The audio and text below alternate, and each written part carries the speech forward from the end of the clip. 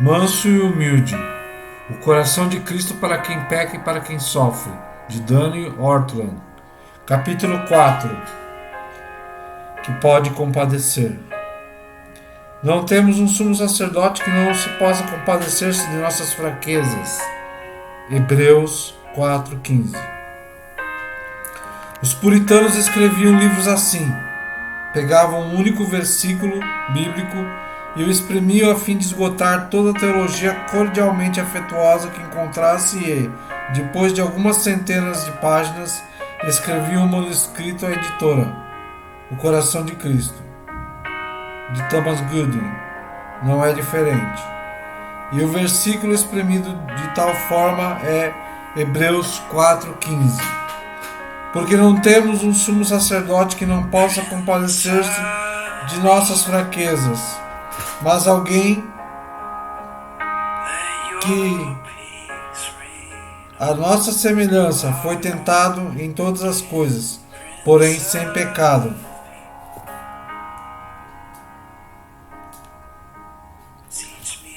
O objetivo de Goodwin era convencer crentes desanimados que, mesmo Cristo estando agora no céu, ele está tão aberto e terno e em seu abraço em pecadores e sofredores quanto teve na terra.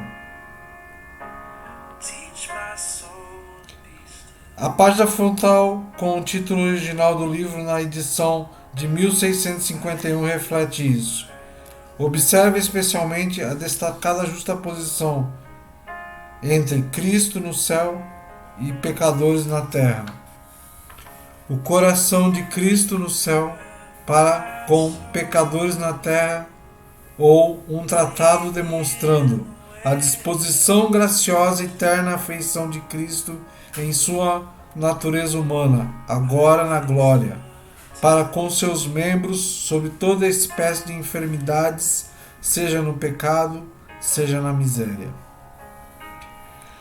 As últimas linhas do subtítulo esclarecem que, por coração de Cristo, ele quis dizer a disposição graciosa e terna afeição. Goodwin quer surpreender os leitores com a evidência bíblica de que o Senhor ressurreto, são e salvo no céu, hoje não está menos disponível e menos compassível do que quando ele andou sobre a terra. Depois de uma sessão introdutória, Goodwin explica por que ele escolheu Hebreus 4,15 para explorar esse ponto. Escolhi esse texto, pois não há outro que mais revele sobre seu coração e exponha sua dinâmica e comportamento para com os pecadores, e que o faça de maneira tão sensível que nos tome pela mão, como se fosse, e nos coloque sobre o peito de Cristo, e nos permite sentir o batimento de seu coração e os movimentos de seus afetos por nós. Mesmo hoje, estando ele na glória, o próprio escopo dessas palavras de propondo explicitamente a encorajar os crentes contra tudo que pode desencorajá-los, a partir da consideração do coração de Cristo em seu favor, mesmo agora nos céus. Como seria se um amigo pegasse nossas mãos e as colocasse no peito do Senhor Jesus Cristo, de modo que, assim como o estetoscópio nos permite ouvir a força vigorosa de um coração físico batendo, fosse possível sentir a força vigorosa das afeições e anseios mais profundos de Cristo? Em resumo, Goodwin está dizendo: não precisamos procurar mais. Hebreus 4,15 é esse amigo. Vale a pena manter o contexto mais amplo de Hebreus 4,15 em mente. Vendo de uma perspectiva mais ampla, o restante da passagem diz o seguinte: portanto, tendo um grande sumo sacerdote, Jesus, o Filho de Deus, que entrou no céu, mantenhamos com firmeza nossa declaração pública de fé. Porque não temos um sumo sacerdote que não possa compadecer-se de nossas fraquezas, mas alguém que, à nossa semelhança, foi tentado em todas as coisas, porém sem pecado. Portanto, aproximamo-nos com confiança do trono da graça, para que recebamos misericórdia e encontremos graça, a fim de sermos socorridos no momento oportuno. Hebreus 4, 14, 16.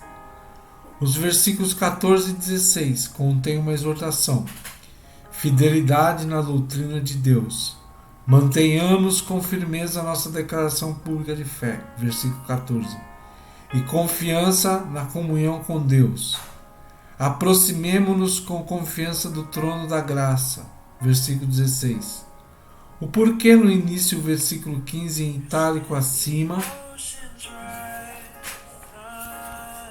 significa que o versículo 15 fundamenta o versículo 14.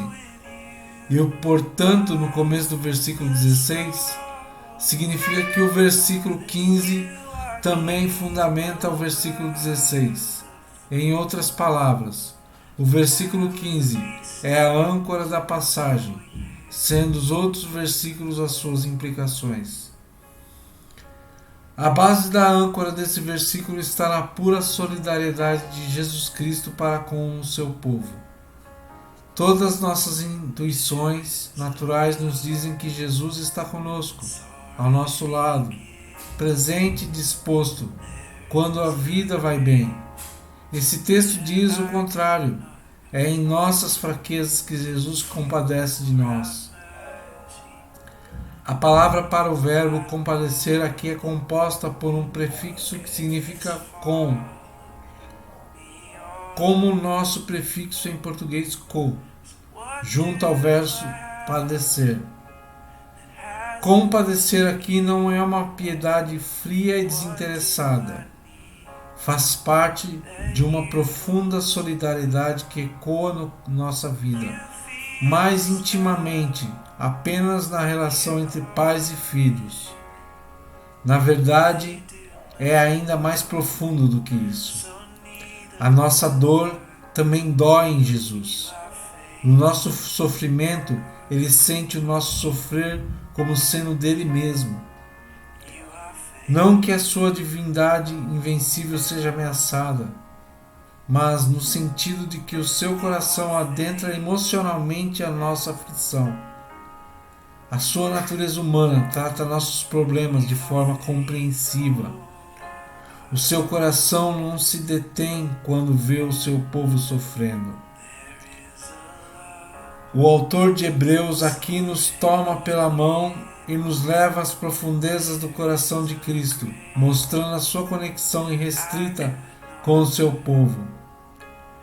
Já no capítulo 2, o autor de Hebreus disse que Jesus se tornou em tudo semelhante aos seus irmãos e que ele mesmo sofreu ao ser tentado, usando a mesma palavra grega para tentado, provado, que ocorre em 4,15.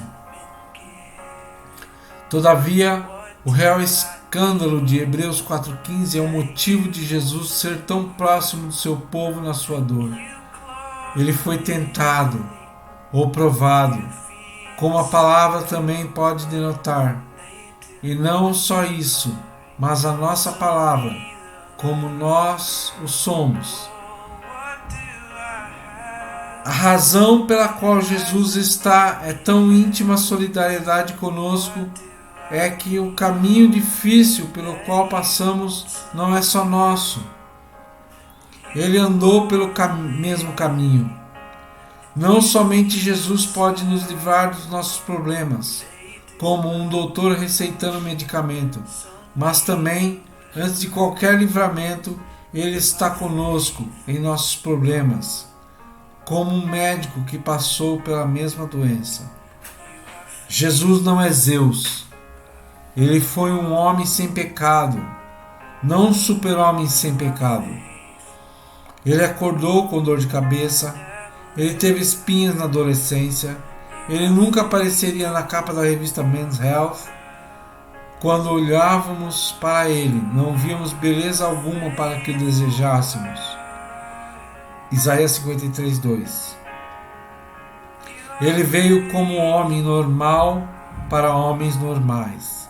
Ele sabe o que é ser sedento, faminto, desprezado, rejeitado, escarnecido, envergonhado, humilhado, abandonado, mal compreendido, caluniado, sufocado, torturado e morto.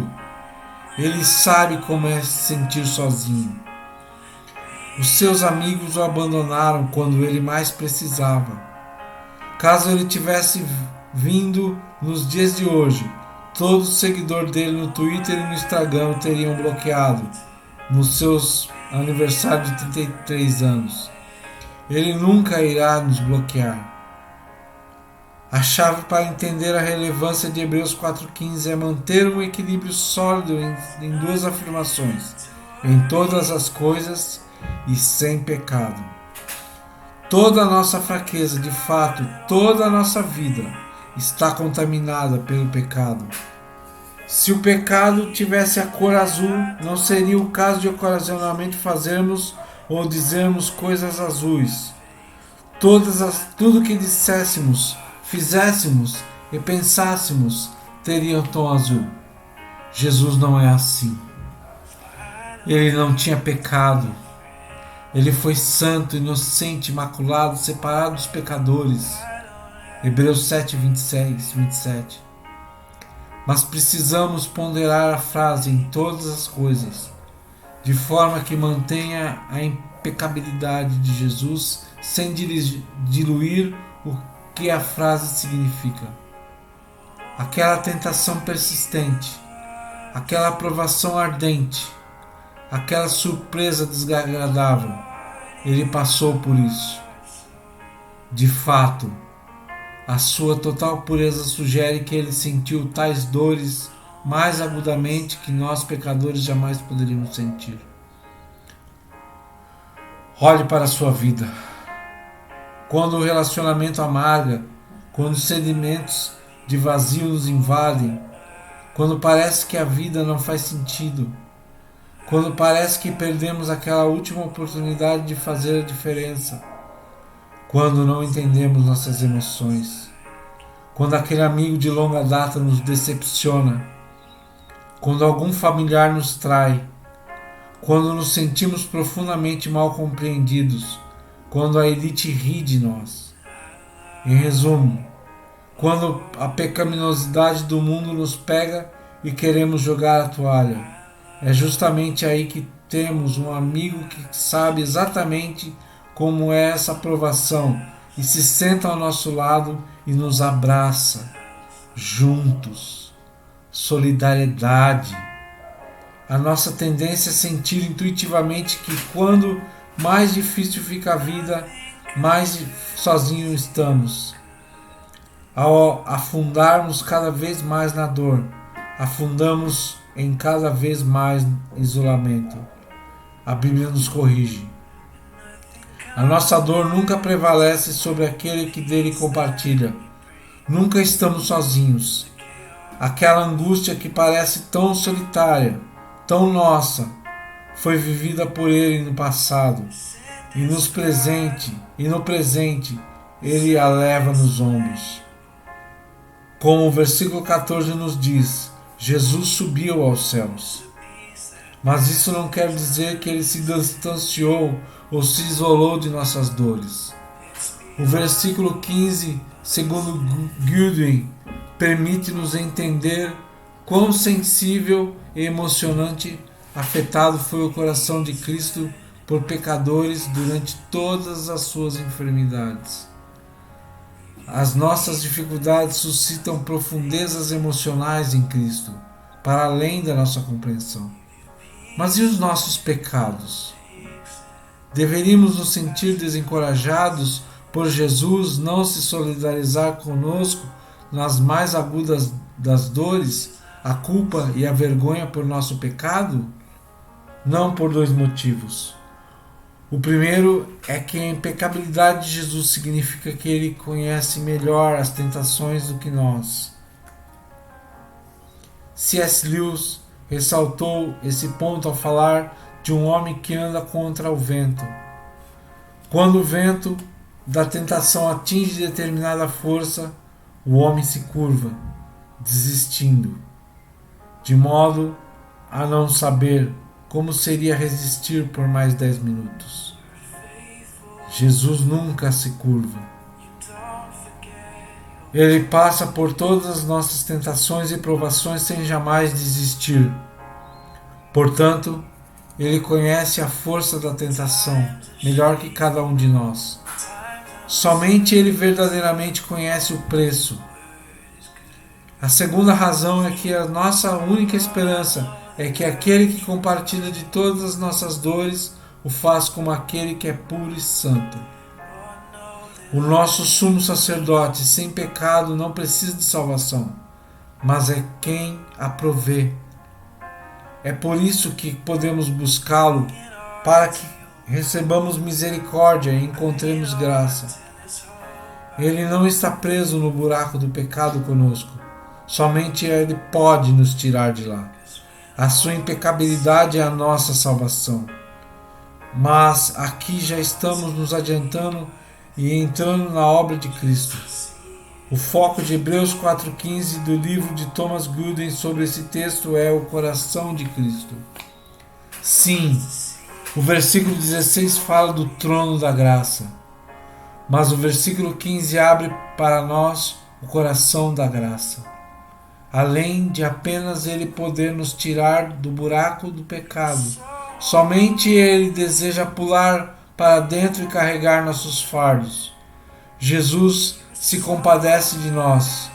Ele co-sofre conosco, como o contemporâneo de Goodwin, John Owen, coloca: Cristo se inclina a partir de seu próprio coração e afeições a nos dar socorro e livramento.